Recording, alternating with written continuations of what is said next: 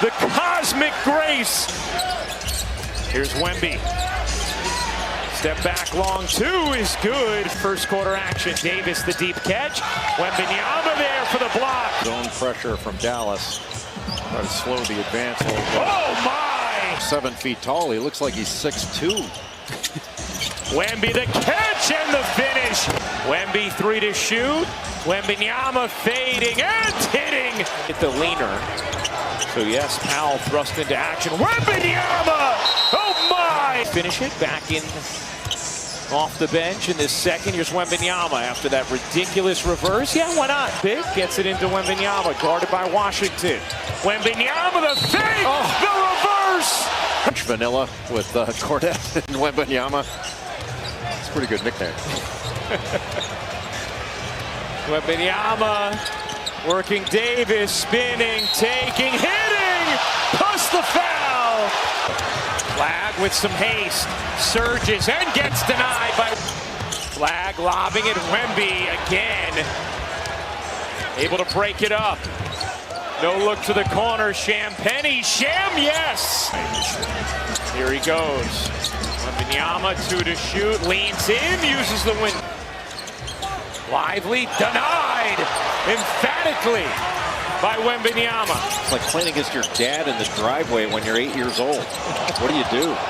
Wemby 3, you bet! Plus the foul! Wembenyama fakes the 3, dazzles, spins, fades, why not? Start to it. Picked up his 4th foul and was on the bench. Here's Wemby. Wow! Wemby shakes, takes, and slam. Castle over to the cell, lobbing it up, and Wembenyama. Wemby spinning, elevating. You bet. Yeah, this guy is the truth, man. I don't see, barring injury, how he's not going to be, at the very least, a perennial MVP candidate and maybe a perennial MVP favorite. And, you know, when you see the type of game that he had, now it was just one game, but it was one hell of a performance. And he did it against a team that many people see as sort of like under the radar as a championship title contender, especially as they get healthier and Kyrie come back and whatever, man. So, and he did this against 40 points, 15 rebounds, 3 block shots, 15 or 21 shooting. He did this against a guy, Anthony Davis, who is himself a perennial defensive player of the year candidate. So he wasn't doing this against like just the Washington Wizards, you know what I'm saying? He did this against a really good team. And as we all know, the Western Conference is loaded, man. And I'm definitely not surprised by his growth. No pun intended. I'm not surprised by his growth. This is a guy who has been working with all-time greats like Hakeem Olajuwon, and you can see the improvement in his post game. You can see the improvement in his confidence. He focused more on the post, but even on the perimeter, he looks more comfortable on the perimeter. I would assume, being a rookie last year, and in particular, being a guy that is 7'4" last year. I guess he's 7'5" now, maybe even 7'6". I would assume going against the NBA level competition, even though these guys are handicapped on the defensive end compared to in the past, still, you know, a guy who's that big with that type of high dribble, you know, on the perimeter, you kind of at a risk of getting raked. I mean, we see that happen to KD a lot. But man, I'm looking at this dude, man, and he's amazing, man. Like 7'5", 7'6", and moving like that. Nah, I've never seen that before. Not that big. I've seen guys who were that height and they were great players, at least for a while. Yao Ming comes to mind. Um, Ralph Sampson was about the same height, maybe it was just an inch shorter. Uh, but I've never seen a guy do what he does as far as the ball handling. Now, Ralph Sampson was a great ball handler for his time, but he wasn't allowed the freedom to do what Victor Wembanyama is doing, you know. And, the outside shot looked great. Like I said, it's one game. He's going to have bad shooting nights. But the thing about Victor Wembanyama, even if he's having a bad shooting night, he's still going to be a immense presence on the floor, in particular on defensive end. And hell, you could argue if he's having an off night offensively, he's going to focus even more on the defensive end. So yeah, man, and obviously he looks a little bigger. He's coming off of the blood clots that shut his season down last February. I don't know what he weighs now, but I want to say he looks like he. I think when he first came to the league, he was 210 at 7'4". I guess he's 7'5", 7'5.5" now. I would say he's like 235. To be fair, about 235. He's still slimish, but he's not as slim as he was obviously when he first came to the league. Um,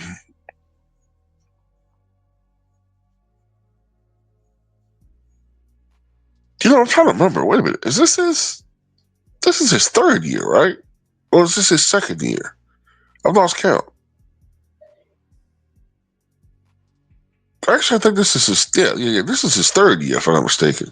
So yeah, he's 3 years in. But anyway, I believe he is just one of two Spurs to have a 30-point, 15 rebound opening night performance, and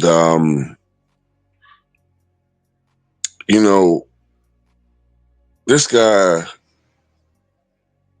this is a guy, like I said, was seen working out with all-time greats like Hakeem Olajuwon. And if I remember correctly, this guy was working, he was seen running and working out with monks during the offseason. Monks. And I'm assuming that was more for his mindset and discipline and some of the things that you have to go through the grind of not just the NBA season, but being a person of his stature and no pun intended again, having to deal with the celebrity, I guess, and all of the things you're exposed to, you have to deal with, all the pressures that he has to deal with.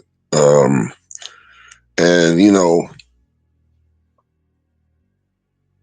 just dealing with the rigors of the game and the temptations and all of these different things. But I'm gonna tell you something else too. Remember back in 1992, the Dream Team, the 90s, we said, man, America was way ahead of the rest of the world when it comes to basketball. Well, at this point, man, I gotta say, those Europeans now, you can make an argument that they've passed America. They've passed America. You got Victor Wembanyama. You got, Giannis. You have Luka Doncic, obviously. You have Joker.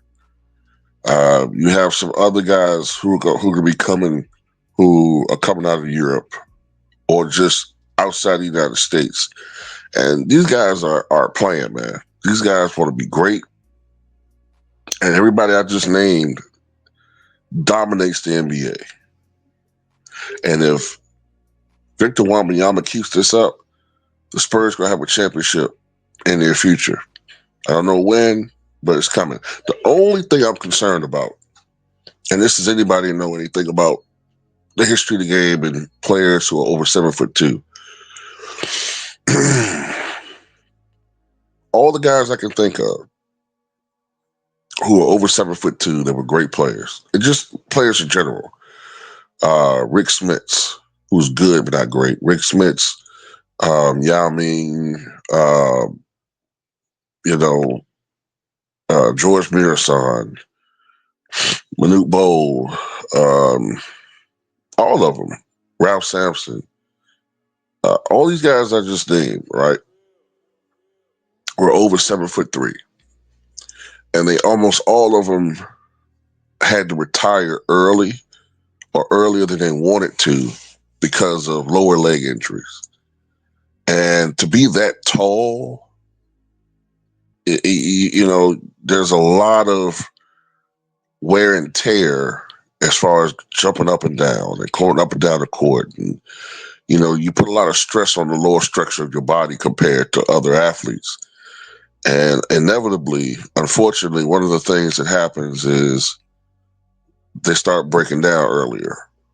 That's the only thing I'm concerned about with Victor Wembanyama. I'm concerned about that, and I'm concerned about him potentially developing a bad back. I'm not wishing it on him. It's just that when you observe these things and players who are that tall, you know what to look for. And I hope that he bucks that trend and he stays healthy. You know, and to all those who say that he's only great because he's big, okay, well then can we say the same thing about LeBron James? If LeBron was 6'4", would he still be the same player? But anyway, that's all I got to say about it, man. Tell me what you guys think.